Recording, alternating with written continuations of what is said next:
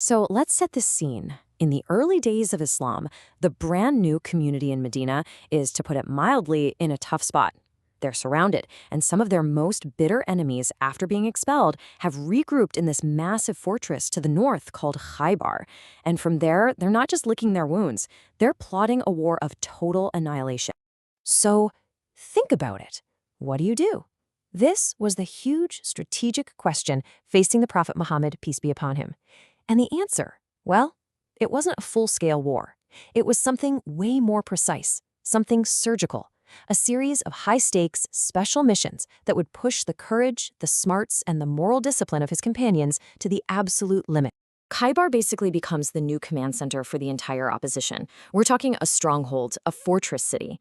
And it's from right here that a really dangerous new plot starts to form, one that threatens to destroy everything the young Muslim community had worked to build. And the guy pulling the strings is a man named Salim ibn Abi al-Huqaiq, better known as Abu Raafai. The sources are clear. This guy was one of the most aggressive enemies. He was going from tribe to tribe, offering money, making deals, and trying to unite them all for one single terrible purpose, to completely wipe the Muslims off the map. This wasn't some far-off possibility. It was a real and immediate danger that had to be handled. Okay, so this brings us to the first countermove. The Prophet puts together a small elite unit from the Ansar, the helpers of Medina, for what is essentially a covert operation. Their mission is simple, but incredibly dangerous. Get inside the fortress of Khaibar and neutralize its leader, Abu Raafai. The leader chosen for this, Abdullah ibn Ateek, comes up with this just brilliant four-stage plan. This wasn't about kicking down the door. No, this was about brains and precision. Every single step was planned out, from how to get past the front gate to making absolutely sure the job was done before anyone left. And the way they pulled it off was just incredible. So picture this, it's sunset, and the locals are bringing their animals back into the fortress. Abdullah just blends right in. He covers himself with his robe, pretends he's, answering the call of nature. The gatekeeper yells out, "Hey, anyone else get in now before I lock up?" And that's his cue. Abdullah rushes in.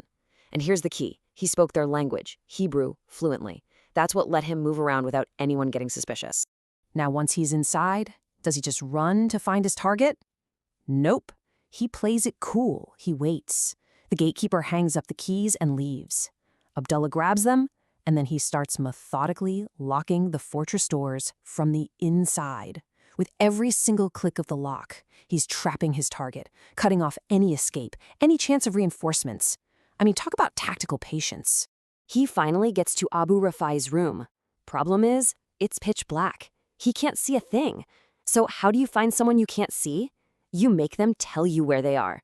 He calls out in a really friendly voice, "Oh, Abu Raafai?" The target calls back, "Who is it?" And boom, just like that, Abdullah knows exactly where he is and strikes in the direction of the voice. But after that first strike, Abu Raafai cries out and his wife screams. In that moment, the source material says Abdullah raised his sword again, but then immediately lowered it. Why? Because in that split second, he remembered the Prophet's strict, non-negotiable command: you do not harm women or children. Even in the middle of a life-or-death mission, that moral line was absolute. But his job still wasn't done.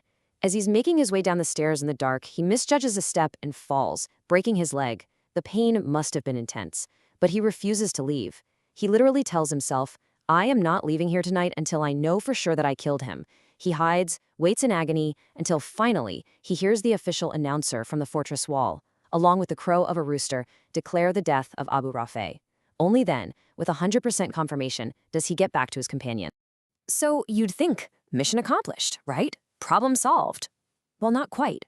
It turns out the threat from Khaibar wasn't going to be snuffed out that easily. Another leader steps up to take Abu Raafai's place, and the plotting starts all over again. This new guy, Al-Yusair ibn Razaam, he basically picks up right where the last one left off. He starts rallying the powerful Ghatafan tribe and others, trying to put together a brand new coalition to attack Medina. The danger was back, which meant another mission was needed. This time, the Prophet sends a larger group, 30 horsemen, led by another amazing companion, Abdullah ibn Rawaahah. And the initial plan was actually a mix of intelligence gathering and diplomacy. They ride out to Al-Yusair and they invite him to Medina for peace talks, even promising him a leadership role.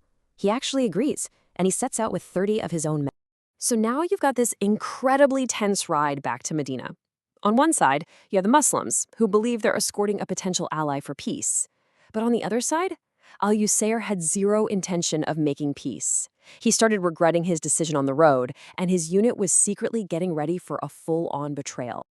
And then it happens. One of the companions, riding right behind Al-Yusair, sees it. He sees the guy reaching for his sword. The trap was about to be sprung. But the Muslims were alert. The second that hostile move was made, they reacted instantly, defending themselves and turning the tables on the ambush.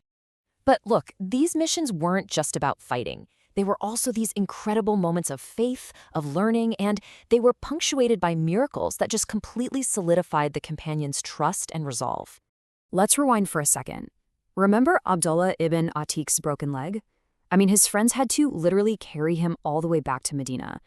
And in that second mission, another companion, Abdullah ibn Unais, took a nasty blow to the face that fractured it.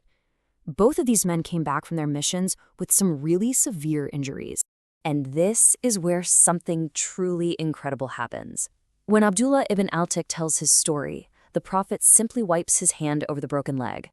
And Abdullah said later, it was as if I had never been injured in the first place. And it happened again. The Prophet tended to the wound of Abdullah ibn Unais, and it healed so completely that it never bothered him again. So, what's the takeaway from all this? Well, these events were like a masterclass. They showed the real-world value of intelligence. I mean, learning Hebrew literally got Abdullah in the door.